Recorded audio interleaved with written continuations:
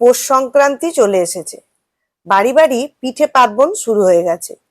তাই পৌষ সংক্রান্তির প্রাক্কালে একটা পিঠের রেসিপি তৈরি করব। দুধ পুলি তো সব বাড়িতেই তৈরি হয়। আমি আজ দুধের মধ্যে একটা পিঠে তৈরি করব, যার নাম দিয়েছি মালাই পিঠে। একবার এই রকম বানিয়ে দেখুন, আশা রাখি নিরাশ হবেন না। যদি এই পিঠের রেসিপিটি ভালো লেগে থাকে তাহলে লাইক অবশ্যই করে দেবেন। নতুন বন্ধু হলে চ্যানেলটিকে সাবস্ক্রাইব করে পাশে থাকবেন। চলুন শুরু করা যাক মালাই পিঠে। নমস্কার বন্ধুরা, আমি মৌসুমি উইথ মৌসুমি চ্যানেলে সবাইকে স্বাগত। এখানে আমি মেজারিং কাপের 2 কাপ আতপ চাল নিয়েছি। এই আতপ চালটাকে 4 থেকে 5 ঘন্টা জলে ভিজিয়ে রাখবো।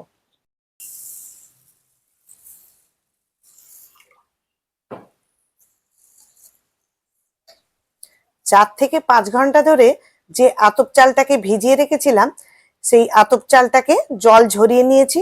এবার এটা মিক্সার গ্রাইন্ডারের মধ্যে দিয়ে দেব। আর এখানে হাফ বাটি মতো নারকেল কোড়া দিয়ে দেব।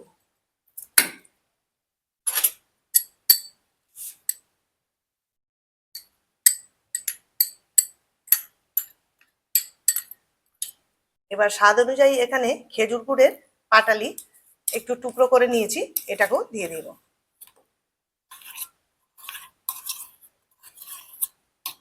এবার ছোট বাটির হাফ বাটি দুধ দিয়ে দেব।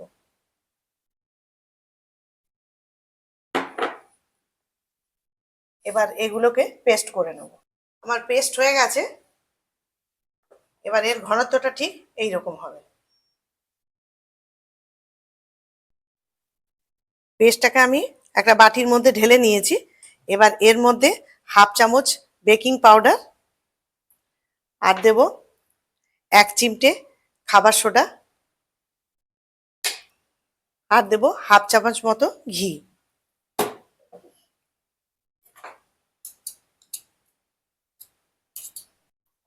এবার পুরো ব্যাটারটাকে এইভাবে নাড়িয়ে নেব। ঘিটা দিলে এটা টেস্ট আর গন্ধ দুটোই খুব সুন্দর হয়।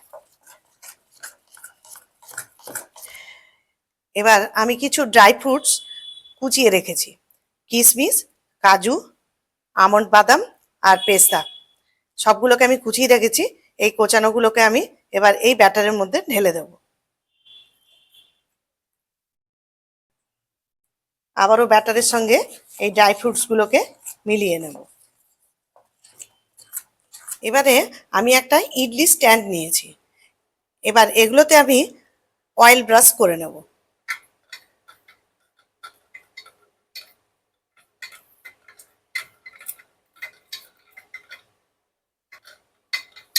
সবগুলোর মধ্যে আমি অয়েল ব্রাশ করে নেব।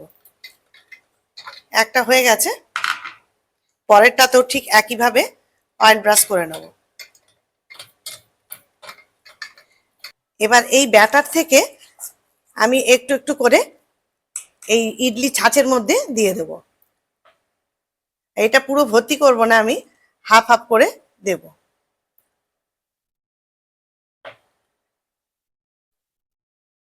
একটার মধ্যে সম্পূর্ণ হয়ে গেলে তারপর আমি দ্বিতীয়টার মধ্যেও দিয়ে দেব।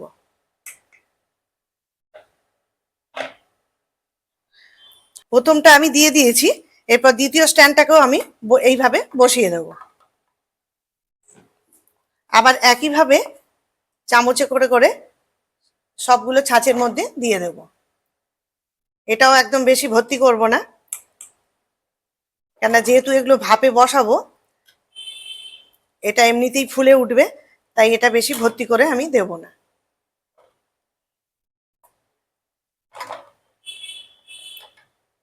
দ্বিতীয় স্ট্যান্ডটাও হয়ে গেছে, এবার তৃতীয়টাতেও দিয়ে দিলাম। এইভাবে প্রত্যেকটা ছাঁচের মধ্যে চামচে করে করে এই ব্যাটারটা দিয়ে দেব। এবার একটা বড় পাত্র নিয়েছি, তার মধ্যে জল দিয়েছি, জলের মধ্যে একটা স্ট্যান্ড দিয়েছি। এই স্ট্যান্ডের মধ্যে এবার এই ইডলি স্ট্যান্ডটাকে বসিয়ে দেব। এবার ওপর থেকে এটা চাপা দিয়ে দেব। এবার 15 মিনিটের জন্য এটাকে কিছুক্ষণ রেখে দেব। আমার 15 মিনিট হয়ে গেছে। এবার এগুলোকে আমি তুলে নেব। আমি একটা টুথপিক দিয়ে দেখে নিচ্ছি, একদম হয়ে গেছে।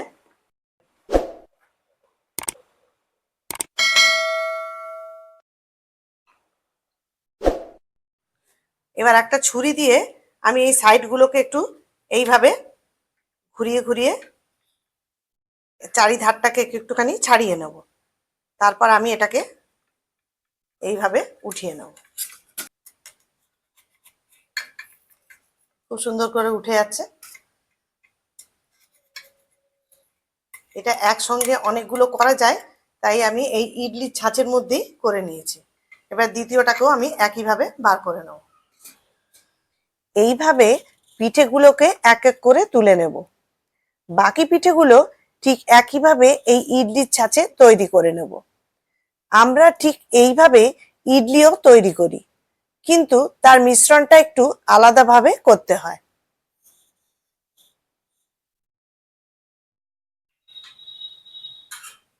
আমার এই মালাই পিঠের রেসিপির প্রথম ধাপ একদম তৈরি হয়ে গেছে। পিঠেগুলো কিন্তু খুবই সুন্দরভাবে তৈরি হয়েছে। এখানে 1 লিটার গরুর দুধ আমি গরম করতে বসিয়েছি। এখানে আমি 2টো এলাচ ফাটিয়ে নিয়েছি, এটা দুধের মধ্যে দিয়ে দিলাম। দুধটাকে ঘন করার জন্য একটু ভালো করে ফুটিয়ে নেব।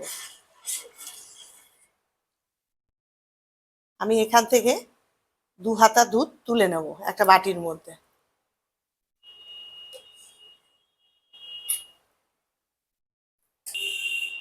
আর এই দুধের মধ্যে আমি গুঁড়ো দুধ 2 চামচ দিয়ে দেবো।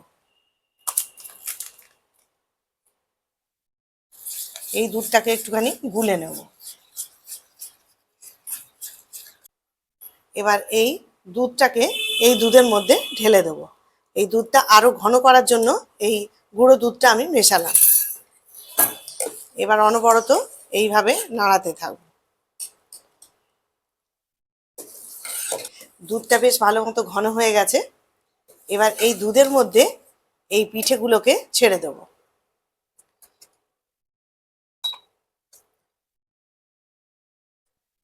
সব এক এক করে ছেড়ে দিলাম। আর এটা খেতে অত্যন্ত সুস্বাদু হয় আর খুব নরম হয়। পিঠে পুলি তো আপনারা অনেক রকম খেয়েছেন, দুধ পুলি, বকুল পিঠে, নানা রকমের পিঠে তো মানুষ করে। আমি এটা মালাই পিঠে তৈরি করলাম।